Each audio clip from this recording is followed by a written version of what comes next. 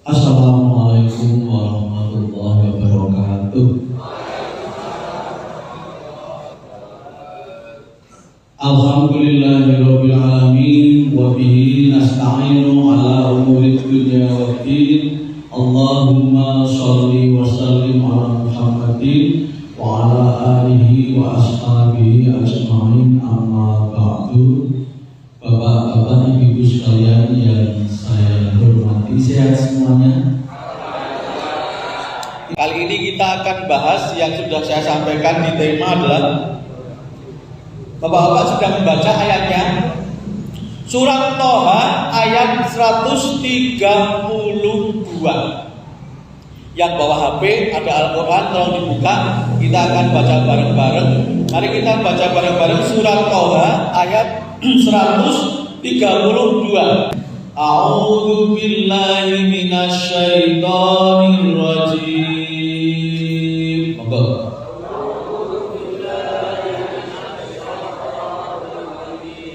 Bismillahirrahmanirrahim. Wa'mur ahlaka bis-sholati wastabir 'alaiha la nas'aluka rizqa nahnu narzuquka wal 'aqibatu lit-taqwa wal 'aqibatu lit-taqwa. Shadaqallahul 'adzim. Yang kita baca tadi sama-sama tadi adalah surat Toha. Surat Toha itu surat ke-20, ayatnya ayat 132. Kita akan bahas surat Toha ayat 132. Ini ada beberapa yang saya bagi part-partnya. Yang pertama, wa'mur ahlaka bis-sholah. Ini bagian pertama. Bagian kedua, wastabir 'alaiha. Bagian ketiga, la nas'aluka rizqa nahnu narzuquka. Itu bagian ketiga. Bagian keempat, wal 'aqibatu lit-taqwa. Ada 4 bagian pokok. Kalau orang-orang anak-anak skripsi mengatakan variabel. Yang pertama, wa'mur ahlaka bis-sholah. Dan perintahkan keluargamu untuk melaksanakan sholat. Ini yang pertama. Saya tanya kepada bapak ibu sekalian. Waktu saya kecil, bapak saya masih menasihati, ojo lali sholat. Ketika saya bepergian atau KKN atau tugas keluar gitu, ketika kuliah saya tugas keluar kota gitu, ada tugas dari kampus, kemudian bapak saya ibu saya mesti mengingatkan, ojo lali sholat. Saya tanya kepada bapak sekalian, era sekarang, apakah bapak-bapak ibu-ibu masih mengingatkan anaknya untuk sholat? Gini betul Pak? Masih? Alhamdulillah. Berarti Al-Quran ini masih dilaksanakan. Kalau bapak-bapak sekalian itu putranya pergi sebelum duhur, diingatkan, engko duhur jam semene, duhure nang ndi, dipikir. Jadi kalau kita itu bapak ibu terutama jadi panitia manten atau dengan sebagai sohibul hajar, sebagai tokoh-tokoh agama ini Pak. Kalau bikin acara jangan nabrak waktu sholat. Janji. Orang mau di acara kok jam 11 tekan jam 2. Terus ibu-ibu yang dandan pakai make up-nya itu kira-kira sholat boten? Sholat tapi layu-layu toh.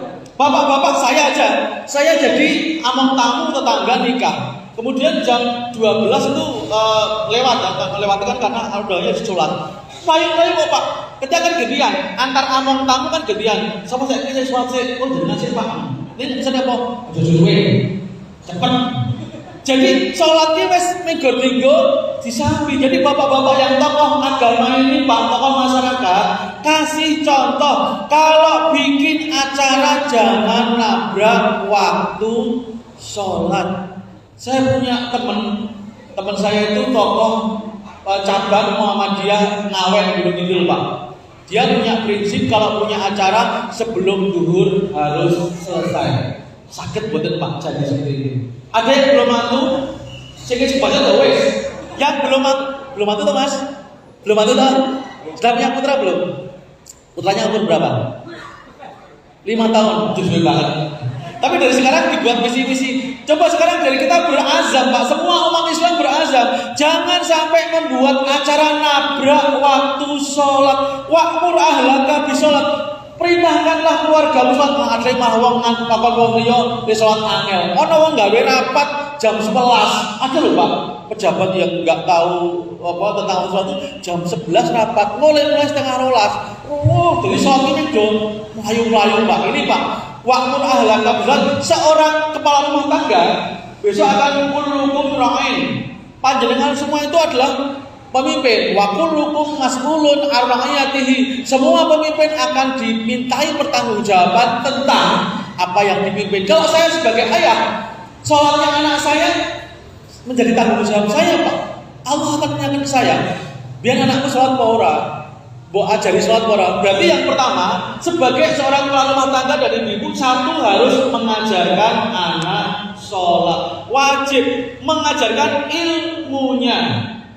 Wah saya nggak bisa ya sekolahkanlah yang mengajari sholat. Kalau milih sekolah untuk anak panjenengan TK, SD, milih sekolah yang diajarkan sholat. Seperti ini TK apa, Bang? TK apa? Di sini apa yang kita Pak? TK apa? Lemah. Jadi ada gurunya nggak sini? Wah. Kalau panjenengan milihkan anak sekolah TK kok tidak diajarkan sholat atau bahkan tidak diajarkan agama, so dengan tanggung jawab dari Islam ini. Berarti kita harus mengajarkan ilmunya. Jadi wajib bagi orang tua mengajarkan anak sholat. Kalau anak tidak bisa sholat, orang tua ikut bertanggung jawab. Wa kullukum mas'ulun an ra'iyatihi. Jadi nanti kalau sekarang sudah dewasa anak-anak, ditanya, "Dek, sudah sholat?" Di grup WA loh Pak. Di grup WA itu tidak hanya ngobrol masalah, "Oh, makame apa? GoFood apa masak?" Enggak. Di grup WA itu bapak-bapak ini monggo sebagai inisiator di grup WA keluarga, anak-anak ini sudah pada sholat di mana nih? Ketika waktu zuhur bermacam tempat, anak di sekolah, ibu di acara mana, bapak di mana, anak sini. Ibu, bapak-bapak sebagai kepala rumah tangga silahkan. Nggak harus setiap hari sih Pak. Tapi anak-anak sudah sholat belum? Ibu sholat di mana? Itu dengan tanggung jawab Pak. Wa'mur ahlaka bisolat. Kalau tidak seperti itu, nanti yang berikutnya Allah tidak akan menjamin rezeki kita loh Pak. Ketika kita tidak mementingkan sholat, mengepenke, orang Jawa ngepenke, prioritaskan sholat, jangan berharap Allah akan memberi rezeki yang baik pada panjenengan. Nahnu narzuquka tadi. Jadi satu ilmunya, yang kedua kemudian di rumah Pak. Di rumah seorang muslim harus punya kalender yang ada jadwal sholatnya. Jadi anak-anak setiap hari dari kecil sudah merekam Pak. Anak-anak kecil itu merekam. Makanya di TK Aba itu bagus, ada gambar-gambar doa, ada tulisan tentang apa, berbakti pada orang tua. Anak kecil itu merekam. Nanti saat dia sudah diwajibkan, dia tinggal menggunakan rekaman itu. Saya ingat sekali Pak, waktu saya kecil, bapak saya itu ya guru ngaji gitu Pak. Bapak saya itu membuat hiasan. Kok sekarang tinggal di blend ya Mas. Bapak saya itu pakai satu kertas warna hitam, kemudian kertas meling-meling itu apa dulu? Emas. Nah, kemudian bapak saya dengan Arab kemudian diketok kayak gunting itu ada tulisan al-ilmu nurun. Di atasnya dengan kertas emas itu dibuat seperti bulan gitu loh, bulan yang penuh cahaya. Sampai sekarang saya masih ingat Pak, di otak saya al-ilmu nurun. Itu masih saya ingat sampai sekarang. Saya udah tua ini. Jadi bapak-bapak di rumah kalender ada yang jadwal soalnya, jangan sampai di rumah ada kalender atau gambar orang yang buka aurat. Apalagi di rumah ada gambar orang pleding. Pleding itu apa? In English apa Mas? Pleding apa Mas? Tahu nggak? yang muda-muda. Ada gambar perempuan yang pleding. Jangan sampai Pak. Berarti jenengan setiap hari ikhlas dipledingi. Ibu-ibu di rumah singkirkan gambar anak merekam Bu. Nek wong tua mungkin wis iso nahan diri, mungkin. Tapi anak-anak akan merekam Pak. Jadi apa yang dilihat di masa kecil itu akan direkam oleh anak-anak. Satu saat akan muncul dalam wujud perilaku ketika dia sudah dewasa. Makanya ketika dari kecil ada jadwal sholat. Jadi seorang keluarga muslim itu harus punya kalender yang ada jadwal sholatnya. Atau mungkin beli yang seperti di masjid itu loh Pak, kayak running tag itu ya. Boleh di rumah dibuat jadwal sholat itu di rumah. Jadi anak-anak yang merekam yang bagus. Ibunya ngomong yang baik, bapaknya ngomong yang baik. Kita wajib memberikan ilmunya, wajib memberi contoh. Kalau bapak-bapak sholat itu sholat bapak-bapak sholat, nggak usah disuruh-suruh Pak. Kebanyakan ngomong, langsung digerek. Ayo le nang masjid, ayo Mas sholat. Jadi kalau bapak-bapak itu pengen anaknya itu sholat ya, dengan sholat mesti ikut kita. Kalau anaknya pengen soleh, ya orang tuanya harus soleh duluan. Saya tanya, lebih butuh orang tua pada anak atau anak pada orang tua? Orang tua butuh anak, betul. Sekarang anak ketika masih anak-anak, masih remaja itu anak butuh orang tua lebih banyak. Tapi ketika kita sudah utur, kita lebih butuh pada anak. Ketika kita sudah dalam kubur, apalagi Pak, yang bisa menolong kita kan doa dari anak-anak kita yang soleh. Jangan berharap anak mendoakan kalau kita tidak pernah mendoakan.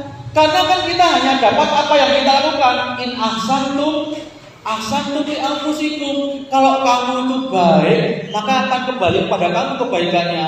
Wa in asatum falaha. Kalau kamu jahat, kejahatannya akan kembali pada kita. Jadi kalau Bapak Ibu sekalian pengen satu saat ketika kita dalam kubur anak mendoakan kita, dari sekarang ibu-ibu bapak-bapak mendoakan anak-anak, diajari juga mereka. Ayo le donga bareng-bareng. Itu yang pertama. Memberikan ilmunya, menjadikan contoh. Kemudian ada lagi bahwa kita itu memberi fasilitas anak agar bisa mudah sholat. Tadi di pendidikan, yo ditutup pakaian yang tutup aurat, pakai sarung dan sebagainya. Ini yang pertama, wa'mur ahlaka bisolah. Yang kedua, wastabir alaiha, dan bersabarlah dalam kita menjalankan sholat. Sholat itu melatihkan sabar. Sholat itu melatihkan kita untuk bisa mengendalikan kemauan. Kalau saya tanya-tanya, kalau kemauan kita itu kan gak ada habisnya Pak. Keinginan manusia itu akan selalu gak ada habisnya Pak. Makanya sholat itu mengendalikan keinginan Pak. Wastabir alaiha, mengajarkan kesabaran. Satu sabar itu menunda keinginan dan tidak ngepol-pol ke keinginan. Kalau saya punya barang, harta itu Pak, harta tadi, kalau harta itu cuma saya makan sendiri, itu tadi ibarat orang makan durian sak kulit-kulitnya. Kan Allah sudah mengingatkan, wa mimma razaqnahum yunfiqun. Dan dari sebagian harta kita yang diberikan oleh Allah, yunfiqun, mereka berinfak.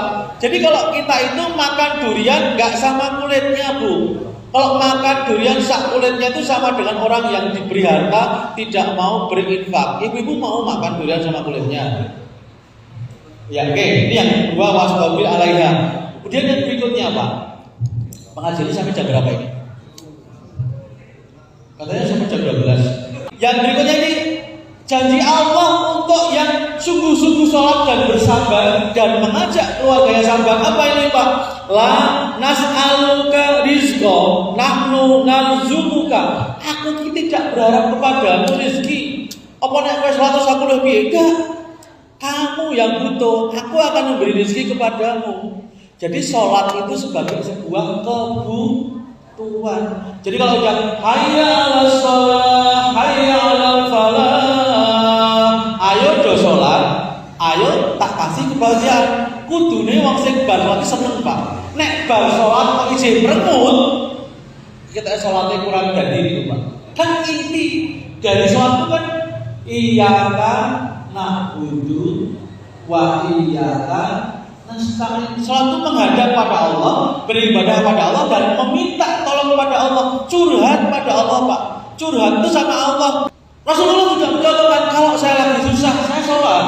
Jadi sholat itu sebagai curhat kita kepada Allah. Ibu bapak sekalian, dengan sarapan itu tiap hari, makan siang tiap hari, makan malam berkali-kali tiap malam. Kok nggak bosen? Karena kita butuh. Kalau ada orang sholat bosen, berarti dia belum ngerti kebutuhannya sholat. Jadi gini Pak, otak kita, fisik kita itu punya keterbatasan kapasitas. Seperti HP itu kadang-kadang juga perlu dicas. Otak manusia itu dari pagi bekerja sampai duhur itu udah maksimal Pak, harus break. Dipaksa kita ngedur. Orang Mayudan mengatakan ngedur. Maksudnya apa Pak? Dari pagi sampai malam kerja itu namanya apa kalau sini? Nah, pokoknya non-stop gitu ya, ngedur. Kalau otak kita tuh dipaksa dari pagi, misalnya saya masuk kerja itu 7:30, kemudian saya pulang 3:30, gak ada sholat duhur dan sholat asar Pak. Terus gak kuat Pak otak kita. Badan kita itu ada keterbatasan waktunya, keterbatasan kapasitasnya. Memang pada saat tertentu harus berhenti Pak. Jadi sholat itu kebutuhan Pak, bukan kewajiban. Untuk kita harus kita terapkan bahwa suatu kebutuhan, saya harus berhenti. Badan kita itu memang tidak bisa dipaksakan. Ada waktunya konsentrasi, ada waktunya dekonsentrasi. Ketika kita tidur itu konsentrasi. Doanya kan bismika Allahumma ahya wa bismika amut. Jadi orang tidur itu pasrah pada Allah. Ya Allah, dengan namamu aku pasrahkan kehidupanku.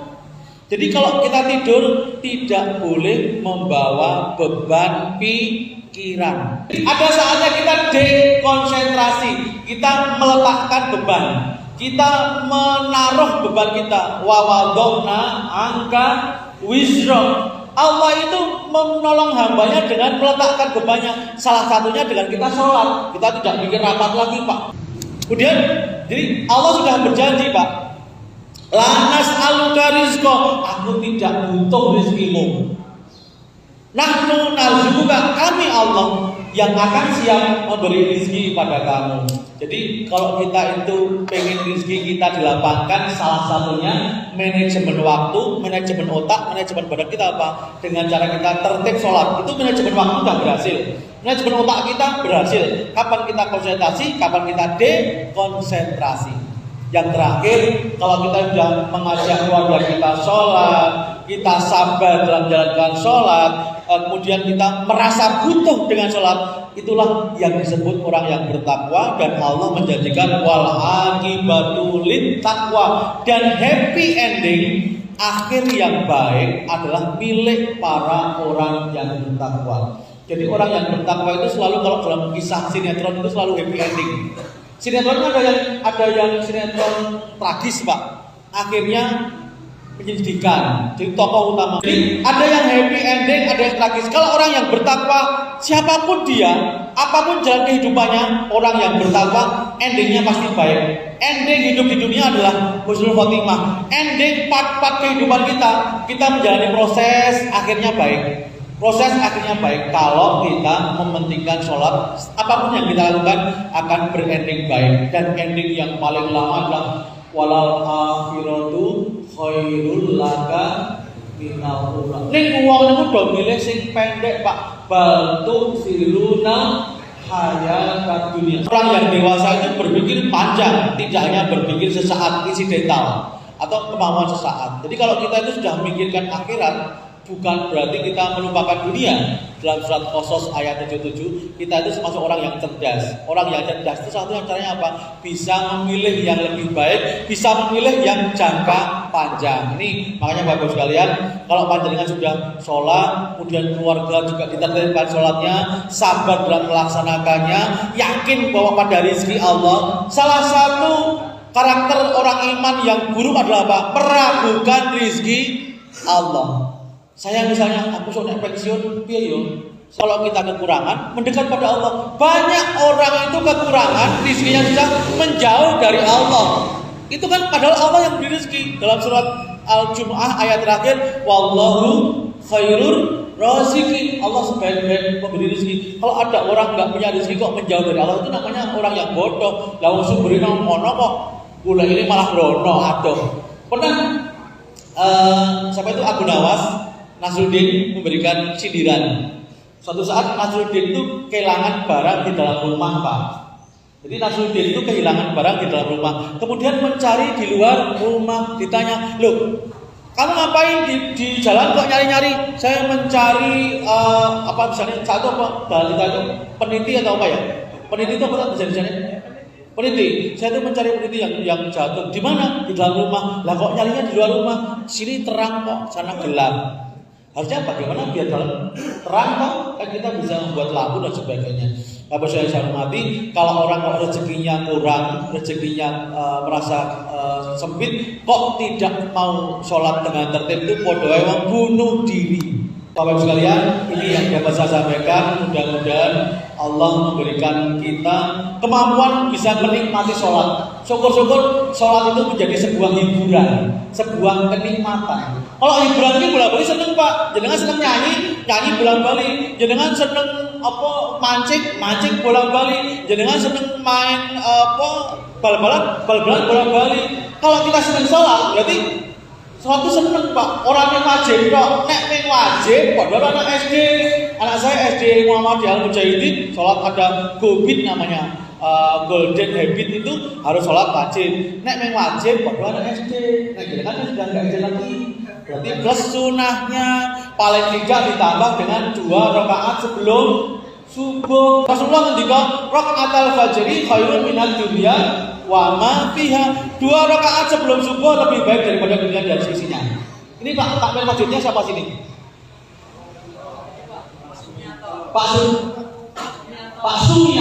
Pak Sumianto mengatakan, Bapak Ibu sekalian yang saya hormati, siapa yang datang sholat subuh pertama kali di Masjid Al-Yakin akan mendapat hadiah 1 juta. Kira-kira tidak jaminan kayak orang Mekah ya, bahwa siapapun yang datang pertama kali ke Masjid Al-Yakin sholat subuh akan mendapatkan hadiah 1 juta. Mesti jam 3 join. Aku suka Wonosari ya, aku udah cukup buku. Ayo Bu, sholat subuh nang Masjid Al-Yakin bangun jiwa. Bilang apa tuh Mas? Itu hadiah 1 juta. Aku udah bojoku mangkat jam 1 semua. Tekan kene wis do nginep. Gede sih. Itu yang namanya pancingan dunia. Allah berikan pancingan yang lebih dari dunia, enggak tertarik. 2 rakaat sebelum subuh lebih baik daripada dunia dan sisinya. Tertarik apa boleh?